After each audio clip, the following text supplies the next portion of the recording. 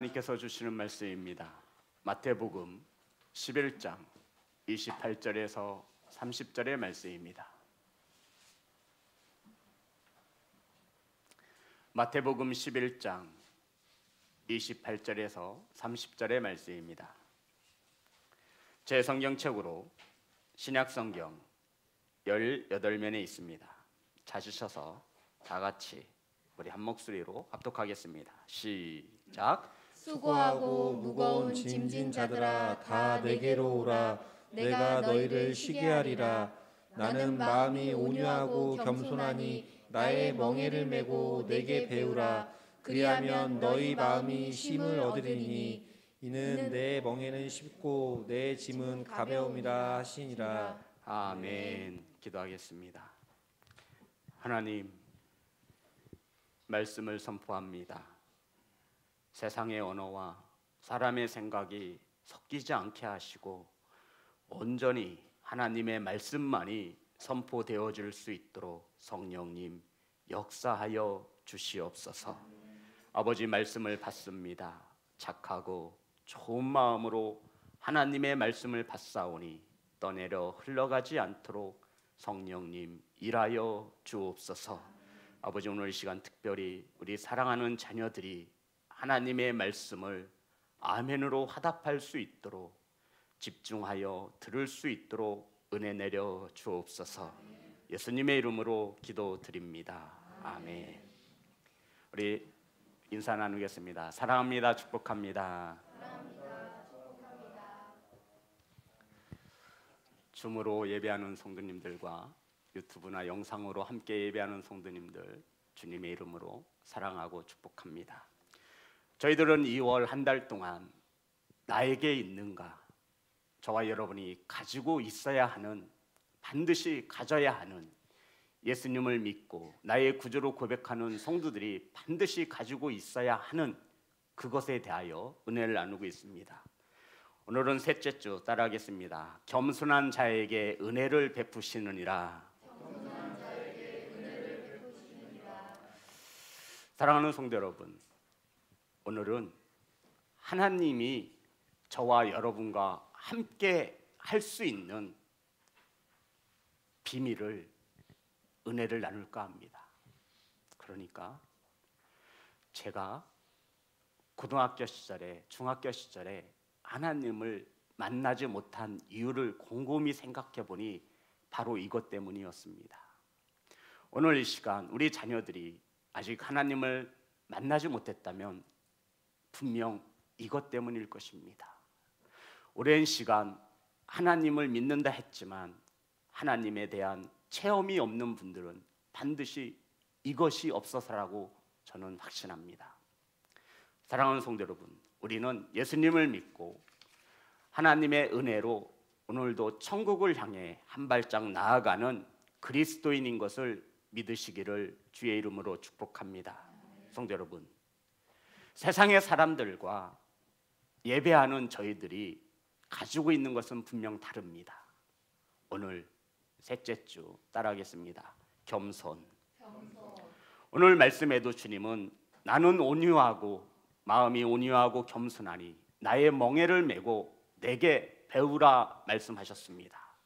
주님께서 겸손을 배우라 말씀하셨지요. 성도 여러분, 겸손은요, 배워야 할 수 있는 것입니다. 겸손은 다른 누군가에게 배워서는 큰일 납니다. 누구에게 배워야 돼요? 예수 그리스도에게 겸손을 배워야 합니다. 혹 이 겸손을 잘못 배워서, 세상에서 잘못 배워서, 누군가에게 잘못 배워서 내가 겸손하다라고 생각하는 이가 있다면 그 사람만큼 교만한 사람은 없는 것입니다. 사랑하는 성도 여러분, 오늘 이 시간 말씀을 통해 주님으로부터 겸손을 배우시는 복된 성도가 되시기를 주님의 이름으로 축복합니다. 성도 여러분, 우리가 겸손해야 하는 한 가지의 이유를 뽑으라고 한다면, 저와 여러분이 겸손해야 하는 한 가지의 이유를 뽑으라고 한다면 하나님께서 원하시기 때문입니다. 성도 여러분, 하나님께서는 저와 여러분에게 겸손을 요구하고 있습니다. 성도 여러분, 저와 여러분이 하나님을 경배하기 위해서 갖춰야 하는 것이 무엇인지 아십니까? 재물과 기름이 아닙니다.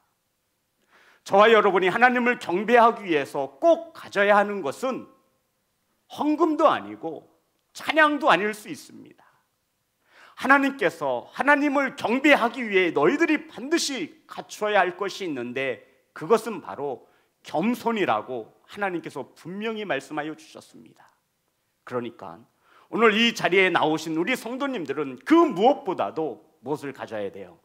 겸손을 가지고 하나님을 경배하시는 예배자가 되시기를 주님의 이름으로 축복합니다. 우리 미가서 6장 6절부터 미가서 6장 6절부터 7절 8절 제가 통독하겠습니다. 내가 무엇을 가지고 여호와 앞에 나아가며, 그러니까 내가, 저와 여러분이 무엇을 가지고 주님 앞에 나아가겠습니까? 높으신 하나님께 경배할까? 내가 무엇을 가지고 하나님 앞에 나아가 하나님을 예배할 수 있습니까? 라고 묻는 것입니다. 내가 번제물로 1년 된 송아지를 가지고 그 앞에 나아갈까? 내가 번제물로 드릴 아주 좋은 1년 된 순양을 가지고 주님 앞에 나아가겠습니까? 7절에 보면 여호와께서 천천의 순양이나 만만의 강물 같은 기름을 기뻐하실까? 여호와께서 기뻐하시는 것은 천천의 양도 아니고 강같이 흐르는 기름도 아니고 1년 된 양도 제물도 아님을 말씀하고 있는 것입니다. 그러면서 7절 여호와께서 천천의 순양이나 만만의 강물 같은 기름을 기뻐하실까? 내 허물을 위하여 내 맏아들을 내 영혼의 죄로 말미암아 내 몸의 열매로 드릴까? 우리 8절입니다. 다 같이 합독합니다. 시작. 사람아, 주께서 선한 것이 무엇임을 내게 보이셨나니 여호와께서 내게 구하시는 것은 오직 정의를 행하며 인자를 사랑하며 겸손하게 내 하나님과 함께 행하는 것이 아니냐. 아멘. 성도 여러분, 저와 여러분이 무엇을 가지고 주님께 예배할 수 있습니까? 무엇을 가지고 주님을 경배할 수 있습니까? 1년 된 제물이 아닌 숫소가 순양이 아닙니다. 천천의 양이나 강같이 흐르는 기름도 아니라고 주님은 분명히 말씀하셨습니다.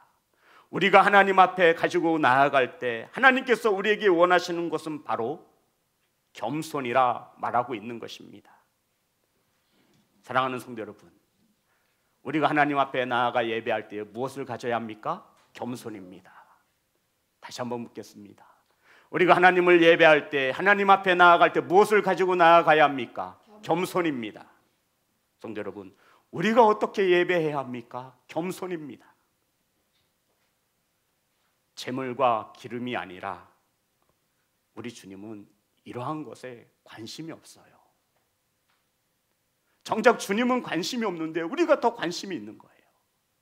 주님께서 하나님 앞에 예배하기 위하여 정말로 요구하시는 것은, 오늘 주님께서 예배자인 저와 여러분이 갖기를 원하시는 것은 정의를 행하며 인자를 사랑하며 겸손하여 하나님과 함께하는 것이라 말씀하고 있는 것입니다.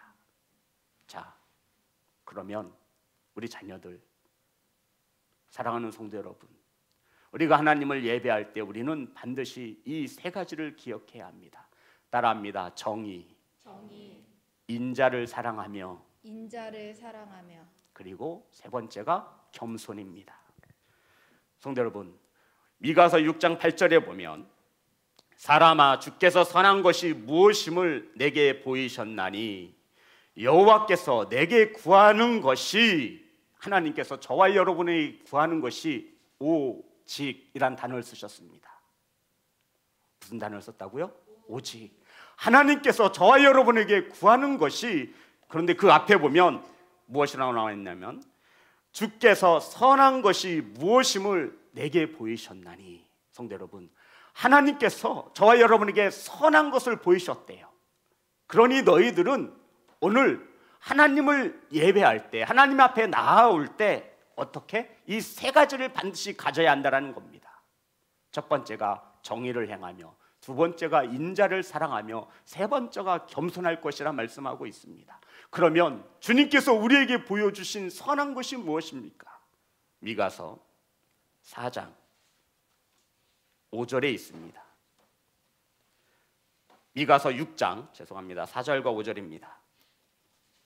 미가서 6장 4절과 5절 다 같이 합독합니다. 시작. 내가 너를 애굽 땅에서 인도해 내어 종 노릇하는 집에서 속량하였고 모세와 아론과 미리암을 내 앞에 보냈느니라.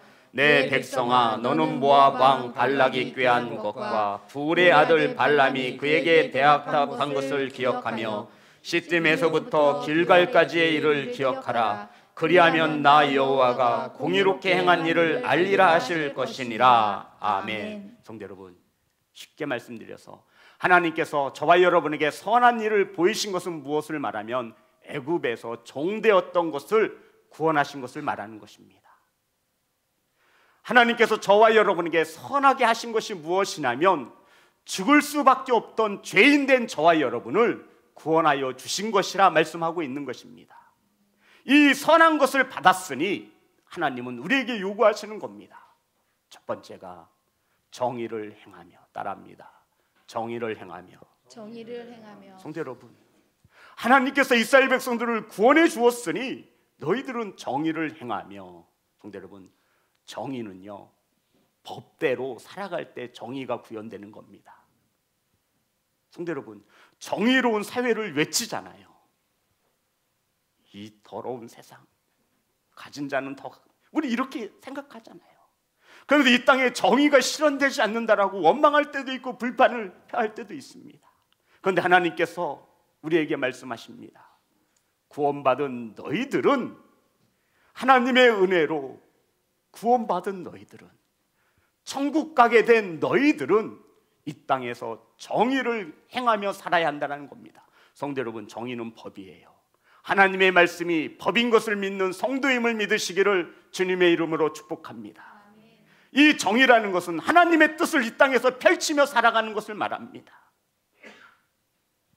두 번째가 인자를 사랑하며. 성도 여러분, 말씀에 따라 사는 자가 주님을 사랑할 수 있는 것입니다. 요한복음 14장 15절. 요한복음 14장 15절. 다 같이 합독합니다. 시작. 너희가 나를 사랑하면 나의 계명을 지키리라. 아멘. 성도 여러분, 주님을 사랑하면 우리가 주님의 말씀에 따라 살게 되어 있습니다. 그래서 하나님의 말씀이 법으로 되어지고 이 땅에 정의롭게 하나님의 뜻에 펼치며 살아가는 저와 여러분인 주님을 사랑하는 것입니다.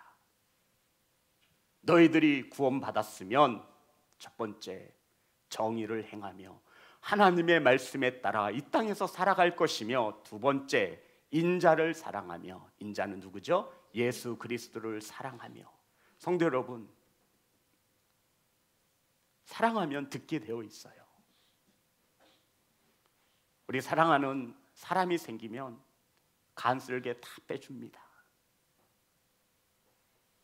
누군가 보니까 일본에서 보고 싶다니까 비행기 타고 날아가서 같이 우동 먹고 왔대요. 사랑하니까요.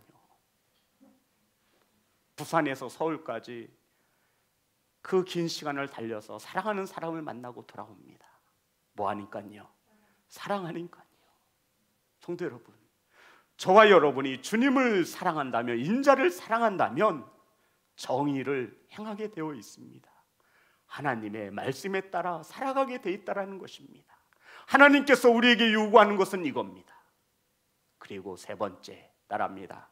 겸손. 성도 여러분, 하나님께서 우리에게 왜 겸손을 요구하시죠? 이것을 알지 못하면요, 하나님을 만날 수 없어요. 제가 곰곰이 생각해 보니 저 모태신앙입니다. 엄마 뱃속에서부터 교회를 다녔고, 우리나라의 가장 뜨거웠던 70년대 80년대 엄마 뱃속에서 한국 부흥의 역사를 체험한 모태신앙입니다. 근데도 저는 고등학교 때까지 인격적으로 하나님을 만난 적이 없어요. 집안의 평화를 위해서 어머님이 수술하셨는데 병원에서 돌아가시게 생겼대요. 오래 살아봤자 6개월. 서울 원자력병원에서 수술을 받으시고 집으로 내려오셨어요. 이제 불가능한 거예요. 그래서 집에서 그냥 요양하며 치료를 받아야 하는, 제가 그때 초등학교 3학년인가 그랬습니다. 형님이 5학년인가 그렇고, 저희 어머님 소원이 형 중학교 올라가는 거 보고 죽는 게 소원이었어요. 이렇게 죽음을 눈앞에 두고 어머니를 안방에서 보는 겁니다. 근데 어머님이 3개월이 되어도 6개월이 되어도 병원에서는 죽는다고 했는데 죽지 않는 거예요.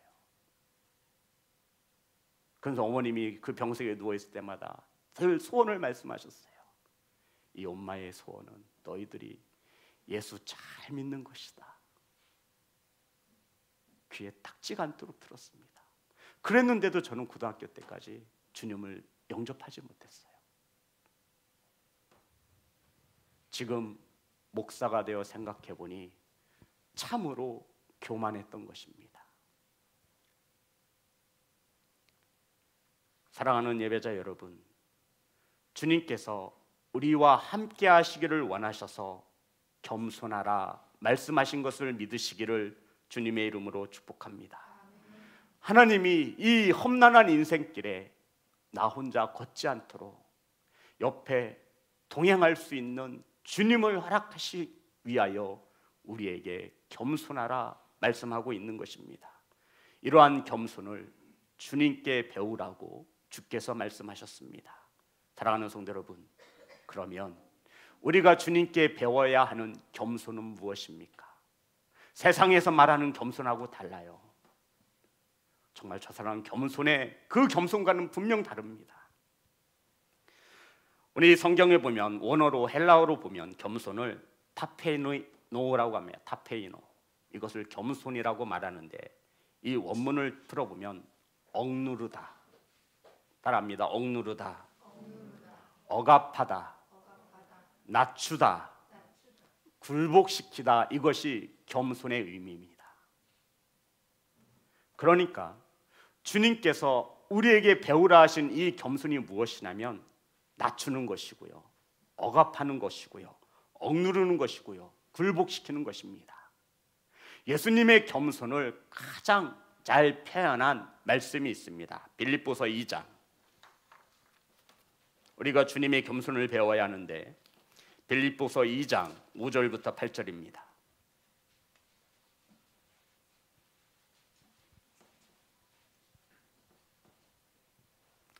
제가 봉독하겠습니다.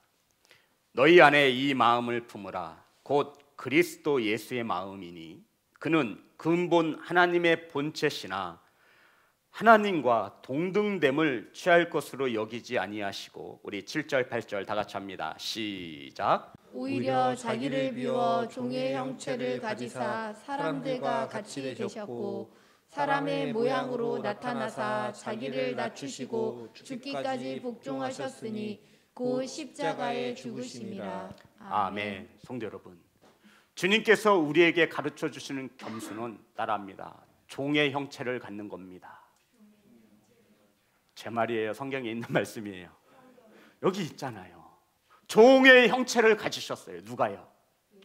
누가요? 예수님이요. 낮아지셨음을 말하고 있는 거예요. 억압하고 억누르는 것을 말합니다. 굴복시키는 것을 말합니다. 성도 여러분, 종은요 주인 앞에 굴복할 수밖에 없잖아요. 그리고 주님이 우리에게 말씀하시는 이 겸손은 낮추는 것입니다. 제 말이에요. 성경에 있는 말씀이에요. 성경이 오늘 말씀에 있잖아요. 빌립보서의 말씀에 낮추는 거예요. 주님께서 우리에게 가르쳐 주시는 겸손이 무엇이냐면 종처럼 낮아지는 것을 말하고요. 세 번째로 겸손이 무엇이냐면 복종하는 것입니다. 죽기까지 십자가에서 복종하셨습니다. 사랑하는 예배자 여러분, 이러한 겸손을 주님으로부터 배우시기를 주님의 이름으로 축복합니다. 바로 하나님께서는 하나님 앞에 경배하러 나올 때 이것을 가지고 나오라 말씀하고 있는 것입니다. 성도 여러분, 그러면 저와 여러분이 주님 앞에서 겸손하지 못할 때는 이 이유, 한 가지의 이유가 분명히 들어갑니다. 저와 여러분이 주님 말씀 앞에 우리의 생각을 억누르고 우리의 죄를 억누르고 굴복시켜야 하는데, 그렇지 못할 때 반드시 이 한 가지는 들어갑니다. 즉 겸손을 잃어버릴 때를 말하고 있는 것입니다. 성도 여러분, 겸손은요 내 행동을 억압하는 겁니다. 겸손은요 저와 여러분의 생각을 억누르는 것입니다. 성도 여러분, 겸손이 무엇이냐면요, 죄를 지으려고 하는 내 몸과 이 생각을 굴복시키고 억압시키는 것을 겸손이라 말씀하고 있습니다.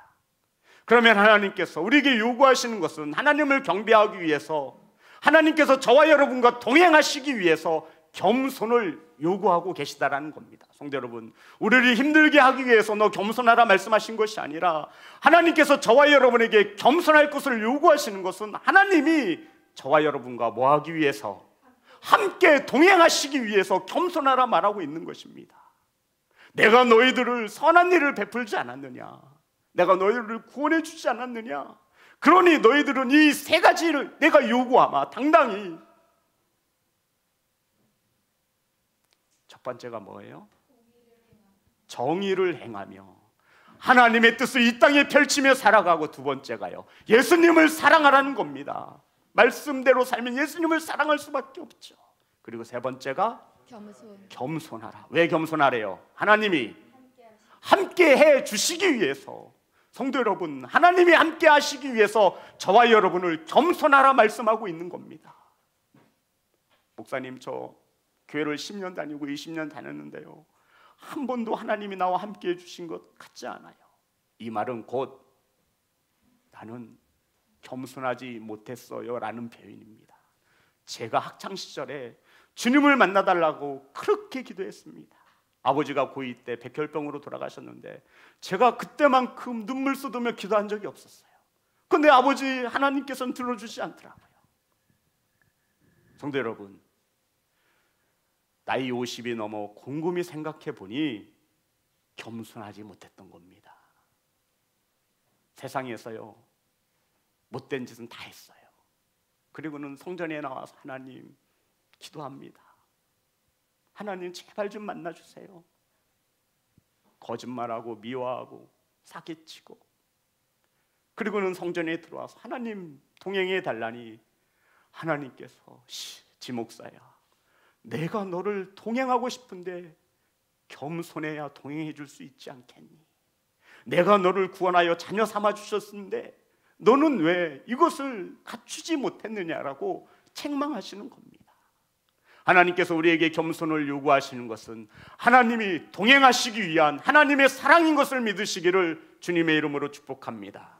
성도 여러분, 저와 여러분이 주님 앞에 겸손하지 못할 때는 단 한 가지 이유입니다. 저와 여러분이 누구인지를 잊어서입니다. 저와 여러분 누구예요? 하나님의 자녀입니다. 구원받은 자녀입니다. 그런데 원래 구원받기 전에 누구였어요? 죄인이었어요. 죄인.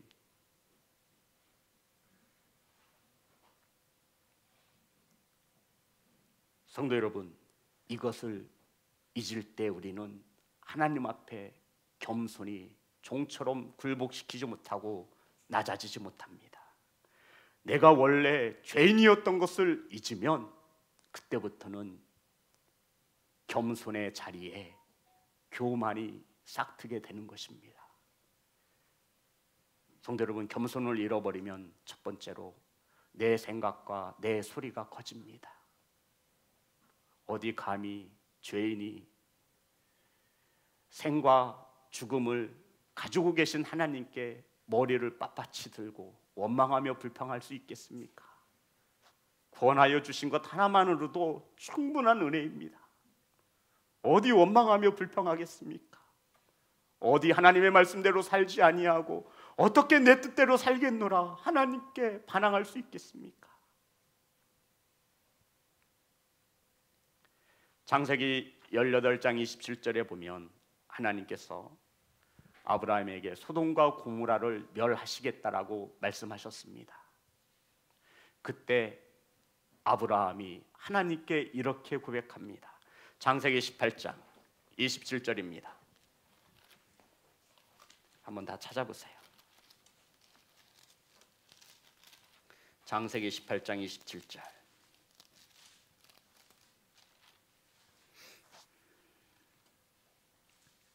다 같이 읽겠습니다. 시작. 아브라함이 대답하여 이르되 나는 특결이나 재와 같사오니 감히 주께 아뢰나이다. 아멘. 성도 여러분, 아브라함이 하나님께 자신을 뭐라고 소개해요? 티끌이나 채. 그리고 어떻게 하나님께 말씀을 한 말씀 알아야겠대요. 감히. 하나님, 제가요 먼지 같은 존재입니다. 티끌과 재 같은 타다 남은 재뿐인 이 재 같은 내가 하나님께 감히 한 말씀 여쭙겠습니다. 아브라함은 심판자이시며 창조주이시며 구원자이신 하나님 앞에 자신이 누구인지를 정확히 알고 있었습니다. 사랑하는 예배자 여러분, 죄인임을 아시기를 주님의 이름으로 축복합니다. 의인은 없나니 하나도 없나니 모든 사람이 뭐를 지었어요? 죄를 지었습니다. 성도 여러분, 이것을 알면 누군가를 판단하고 누군가가 잘못됐다라고 죄인이라고 손가락질하고 정죄하지 않습니다. 이게 얼마나 교만한 거예요. 하나님 앞에 자신도 죄인이면서 저 사람 잘못됐대요. 이러니 하나님은 우리와 동행하고 싶어도 동행하실 수가 없는 거예요. 베드로는 주님을 영접하고 나를 떠나서서 나는 죄인이로서이다. 바울은 다메섹 도상에서 주님을 만나고 나는 죄인 중에 괴수입니다. 나는 지극히 작은 자입니다. 라고 고백을 하게 되어집니다. 사랑하는 성도 여러분, 바울이 이렇게 겸손했던 자가 아니에요. 당당했던 자입니다. 주님을 믿는 자들을 잡아다가 로마에다가 갖다 주는 일을 했던 자가 바로 바울입니다.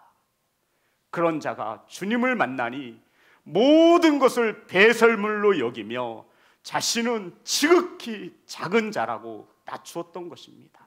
사랑하는 예배자 여러분, 이 영상으로 예배하는 여러분, 저와 여러분 주님을 믿지 않습니까? 아멘. 주님을 영접하지 않았습니까? 아멘. 그럼 우리도 이와 같이 겸손해야 하나님을 예배하는 예배자라 할 수 있는 것입니다. 사랑하는 성도 여러분, 내가 누구인지를 알면 겸손할 수밖에 없습니다. 자기 분수를 모르고 내가 정체성을 잃어버리니 우리는 교만하게 되는 것입니다. 사랑하는 예배자 여러분, 이렇듯 우리는 구원자이시며 심판자이신 하나님을 믿지 못할 때가 너무나 많이 있습니다. 성도 여러분, 어떤 이들은 이렇게도 말하더군요. 목사님, 겸손하면 손해봐요. 목사님, 낮추면요 저 사람들이 날 우습게 봐요. 예, 맞습니다. 하지만 우리는 그렇게 살기로 작정한 그리스도인입니다. 성도 여러분, 우리는 세상 사람들로부터 바보라고 하는 소리를 들어야 해요. 바보. 우리 믿음에 선친되는 우리 부모님 세대 참 바보처럼 신앙생활을 했어요. 그 먼 거리를 마다하지 않고. 차량 운행이 어디 있습니까? 교회에서 점심을 줘요? 그런 거 없어요. 없는 돈에 쌈짓돈을 꺼내요. 강대상운을 하려고 헌금을 드립니다. 자식 옷 하나 사주지 않으면서. 이런 믿음의 선친들을 보십시오. 세상 사람들이 볼 때는 바보예요. 한 달 동안 힘써서 애써서 번 돈으로 10의 1을 떼서 하나님 앞에 드리니 그들이 볼 때 우리는 바보예요. 새벽, 수요, 금요, 주일 시간 날 때마다 피곤한 몸을 이끌고 교회 가니 그 시간에 쉬기라도 하지. 그들이 볼 때 우린 바보예요. 오리를 가면 심리를 가지고 왼쪽 뺨을 맞으면 오른쪽 뺨을 돌려대고 겉옷을 달라면 속옷까지 벗어주는 성도 여러분, 바보지 않습니까? 이 모든 것은 겸손해야 할 수 있는 것입니다. 사랑하는 예배자 여러분, 사랑하는 자녀 여러분, 내가 하나님의 자녀임을 모르니 세상의 자녀들과 똑같은 언어를 쓰고 똑같은 것을 먹고 똑같은 것을 보는 것입니다. 내가 누구인지를 잃어버리는 순간 우리에게 교만은 사라집니다. 교만이 사라진 자리에는 반드시, 겸손이 사라진 자리에는 반드시 교만함이 싹트게 되어 있습니다. 사랑하는 예배자 여러분, 겸손하여서 낮아졌다 해서 걱정하지 마세요. 야고보서 4장 10절입니다.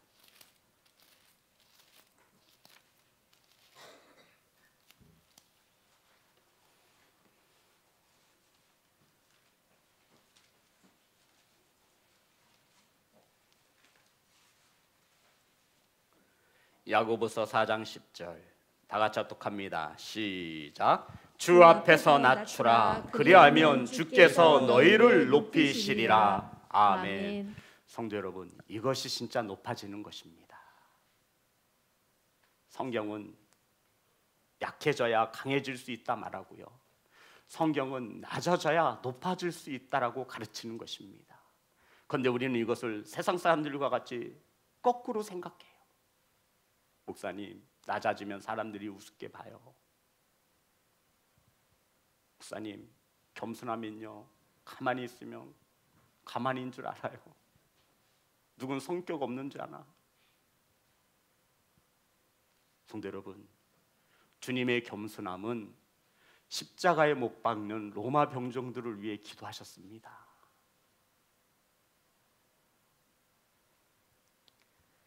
베드로전서 5장 6절입니다.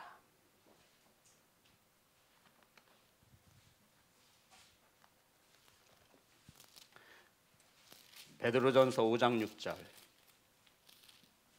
다 같이 합독합니다. 시작. 그러므로 하나님의 능하신 손 아래에서 겸손하라. 때가 되면 너희를 높이시리라. 아멘. 성도 여러분, 주님이 높여주시는 때가 올 것을 믿으시기를 주님의 이름으로 축복합니다. 성도 여러분, 가지고 있습니까? 확인해 보세요. 주님께로부터 배운 이 겸손을 가지고 있는지 확인해 보세요. 성도 여러분, 주님께로부터 배운 이 겸손 낮추고 있는지, 종의 형태를 가졌는지, 죽기까지 복종하고 있는지, 이것이 주님께서 우리에게 가르쳐주고픈 겸손이라 하나님은 우리에게 가르쳐주고 있습니다. 사랑하는 예배자 여러분, 우리는 하나님의 은혜 없이는 살아갈 수 없습니다. 따라합니다. 은혜 없으면 살 수 없습니다.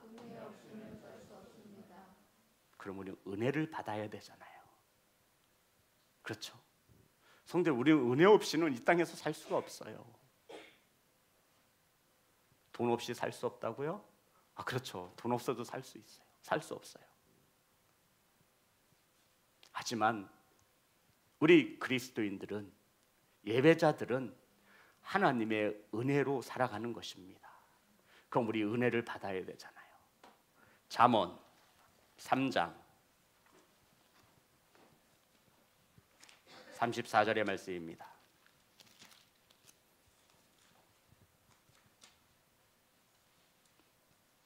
잠언 3장 34절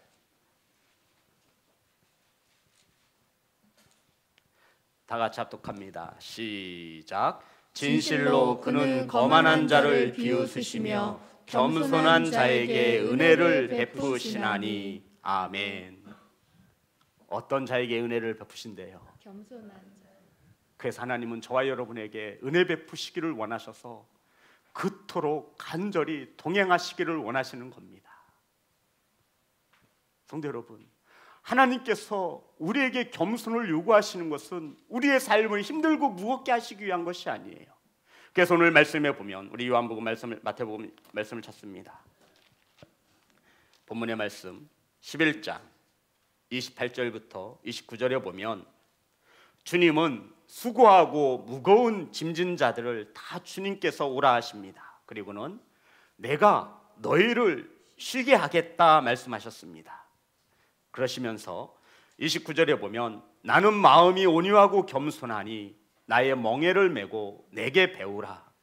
그리하면 너의 마음이 쉼을 얻으리니. 아멘. 자, 30절입니다. 30절 다 같이 합독합니다. 시작. 이는 내 멍에는 쉽고 내 짐은 가벼움이니라 하시니라. 아멘. 성도 여러분, 주님의 멍에는요, 오늘 말씀에 29절에 보면 온유하고 겸손함이 주님의 멍에입니다. 주님은 이 멍에를 배우라 말씀하시고 있는 거예요. 그런데 이 무거운 것은, 이 짐은, 온유하고 겸손은 무겁대요, 가볍대요? 어렵대요? 어렵대요? 쉽고 또요? 무겁대요? 가볍대요. 성님, 멍에가 뭔지 아시잖아요. 이 겸손이 쉽지 않아요. 우리는 이 겸손이 가볍지 않아요. 우리는 무거워요. 많은 이들은 목사는 겸손해야 한다라고 말하면 맞아요, 맞는 말이에요. 이게 어떻게 쉬워요? 그런데 성경은 우리에게 주님이 너와 함께하면 이 짐은 무겁지도 않고 이 짐은 어렵지도 않다라고 말씀하고 있는 것입니다. 그러니 내가 너와 함께 해줄 터이니 너희들은 내게 와서 쉼을 얻으라 말씀하고 있는 겁니다. 사랑하는 성도 여러분, 하나님이 우리에게 요구하시는 것은 겸손입니다. 왜 겸손을 요구하세요? 왜요? 왜요? 왜요? 동행하시기 위해서요. 왜 동행하시기를 원하시는 거예요? 그것이 은혜잖아요. 그런데 하나님은 어떤 자에게 은혜를 주신대요? 겸손한 자에게 은혜를 베푸시느니라. 아멘. 이 겸손은 종의 형체로 낮추는 것입니다. 내 생각과 내 마음을 억누르는 거예요. 아, 내가 예수님을 믿는 사람인데 이렇게 성질내고 화를 내면 안 되는구나. 내가 이렇게 말을 해서는 안 되는구나. 누구에게 손가락질하고 판단하고 정죄하고 수근수근거리면 안 되는 거구나. 내 교만한 거구나. 내 죄인이구나. 이것을 알면 우리는 교만이 아니라 겸손해질 수 있다고요. 그런데 우리는 이것을 종종 잃어버려요. 세상의 소리 앞에 지가 잘났으면 얼마나 잘났게, 나를 흉봐? 우리는 갚으면 2배로 돌려줘야 돼요. 제가 초등학교 때 참 눈이 많이 왔어요. 겨울에 눈이 오면 눈싸움을 하잖아요.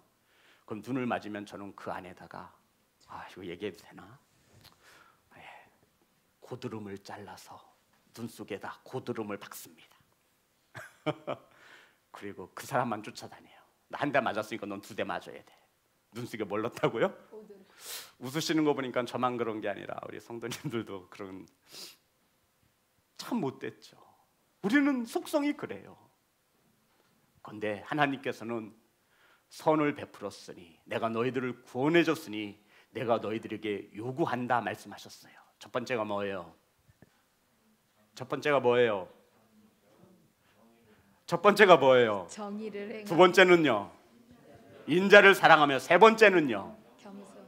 왜 하나님께서 우리의 겸손을 요구하신다고요? 하나님께서 우리와 뭐 하시기 위해서? 함께 하시기 위해서. 함께 하시면서 뭘 주시기 위해서? 은혜 베푸시기를 원해서 겸손한 자가 되라 말씀하고 있는 겁니다.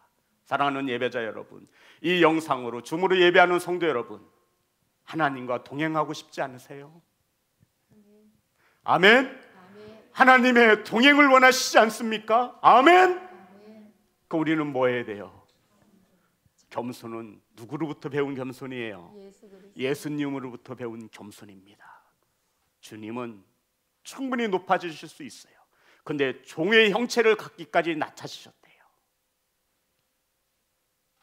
낮추시는 거예요. 그리고 죽기까지 십자가에서 복종하셨습니다.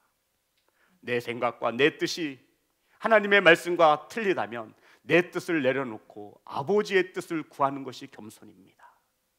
아멘. 아멘. 사랑하는 성도 여러분, 하나님의 은혜가 임하셔서 겸손한 예배자가 거듭나시기를 주님의 이름으로 축복합니다. 아멘. 성도 여러분, 이 겸손은 저와 여러분이 반드시 가져야 하는 것입니다. 하나님께서 우리에게 요구하셨어요. 헌금을 요구하신 것이 아닙니다. 기도를 요구하신 것도 아닙니다. 하나님께서 하나님 앞에 경배하기 위해서 반드시 가지고 나와야 할 것이 있는데 그것이 겸손이라 말하고 있는 것입니다. 그러니 이 예배의 자리가 얼마나 귀합니까? 하나님은 이 예배의 시간에 말씀을 통해 너희들과 동행하시고 동행하여 줄 것이며 내가 너희들에게 은혜를 베풀 것이라 말씀하고 있습니다. 사랑하는 예배자 여러분, 겸손한 성도가 되시기를 주님의 이름으로 축복합니다. 아멘. 세상에서 겸손하게 사세요. 그것이 곧 예배자의 삶입니다. 세상에서 하나님의 말씀을 펼치며 사시기를 주님의 이름으로 축복합니다. 아멘. 그것이 예배입니다. 아멘. 아멘. 이런 삶을 통해 성전으로 오는 겁니다. 하나님, 저 일주일 동안 하나님의 말씀을 뜻을 따라 하나님의 정의를 행하며 살았습니다. 하나님, 저 삶 가운데 주님을 사랑하며 살았습니다. 제가 지은 죄 용서하시고 오늘도 겸손히 주님의 은혜를 구하오니 하나님, 이 죄를 불쌍히 여기셔서 하나님의 은혜로 덮어 주옵소서. 아멘. 이러한 자가 하나님과 동행할 수 있음을 믿으시는 교회와 성도가 되시기를 주님의 이름으로 축복합니다. 성도 여러분, 겸손한 자는 자신의 소리를 낮추고 주님의 소리를 듣습니다. 겸손한 자는 자신의 생각을 낮추고 주님을 생각합니다. 이러한 겸손한 교회와 성도가 되시기를 주 예수 그리스도의 이름으로 축복합니다. 찬양하겠습니다.